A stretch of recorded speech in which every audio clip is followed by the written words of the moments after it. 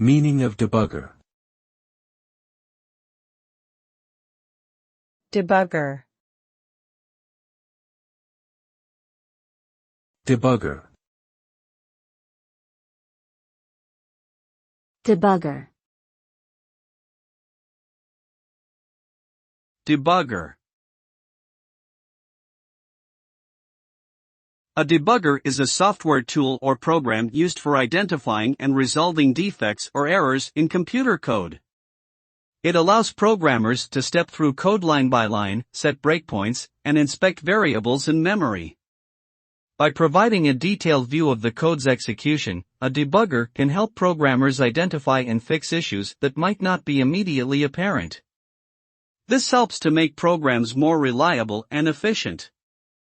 Overall, a debugger is an essential tool for software development, allowing programmers to ensure that their code behaves as expected and meets the requirements of end users.